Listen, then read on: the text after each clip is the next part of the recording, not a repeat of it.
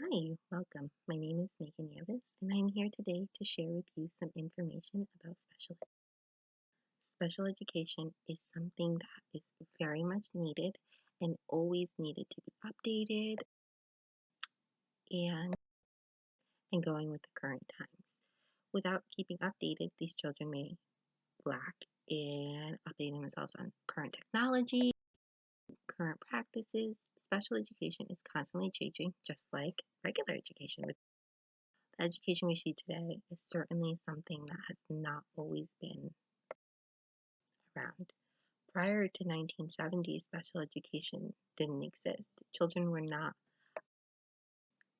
to enter public schooling. There was no place for people with disabilities.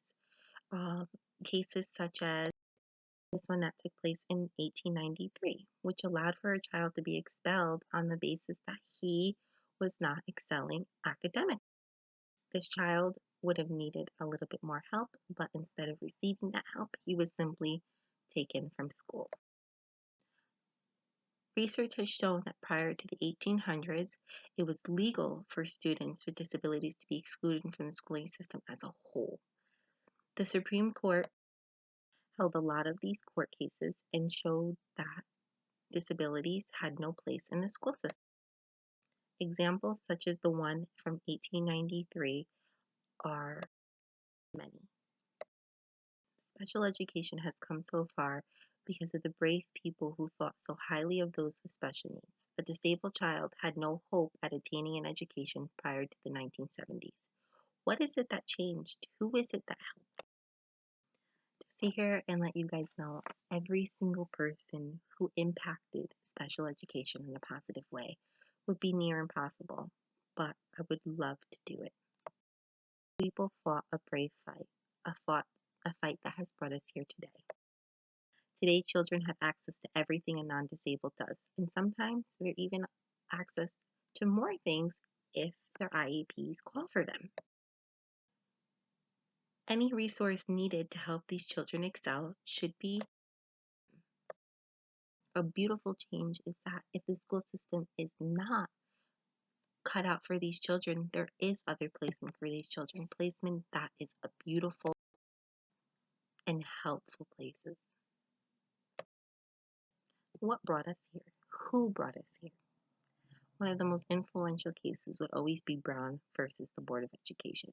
Brown versus the Board of Education touches on almost every single education case because it included everybody: blacks, whites, Asians, disabled, everyone. It was us as a whole. Everyone deserved an education. That is where you see a big change. Although Brown opened the door to allowing people to see, maybe we shouldn't be judging people based off of frivolous little things. It wasn't until 1973 where we saw a huge shift in education. This is where people started placing most emphasis that being disabled doesn't mean that you're incapable. The Rehabilitation Act of 1973, Section 504, states that children who have a disability may not be denied any access to any federally funded facilities, meaning children should be allowed to go to school, especially if the government is paying for it. And with acts such as the Rehabilitation Act, things such as IDEA come about. IDEA stands for Individuals with Disabilities Education Act. This is a huge landmark in special education because this is what opened up the doors to IEPs. IEPs are what provide these children for their individualized education. Without this, children would be receiving the same education as their peers when that may not be what they need. With things such as IDEA, it opened the door to people realizing, wow, we can advocate for more. And they did.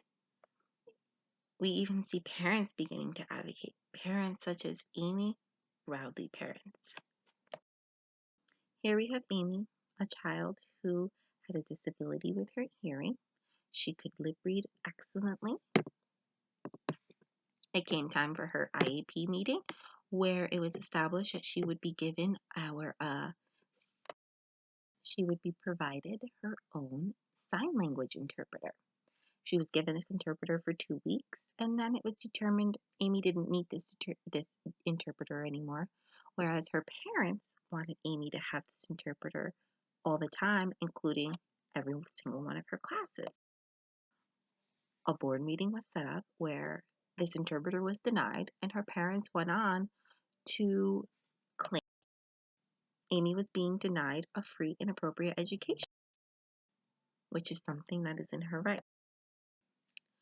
Cases like this, where Amy's parents stood up for her, show us that you as parents have a right to speak up. There are resources available to those who need them. Amy's parents are a great example of how far you can go to ensure your child is receiving the best education possible. The Radleys are an example that when an IEP is not up to par with the parents' standards, they can be challenged and changed.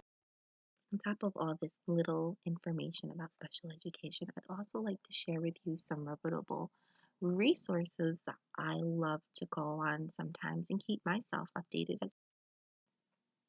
We have resources such as the National Center for Learning Disabilities. This is set forth to help us further understand our understanding of special education and learning disabilities. We also have the NASET, which stands for the National Association of Special Education Teachers.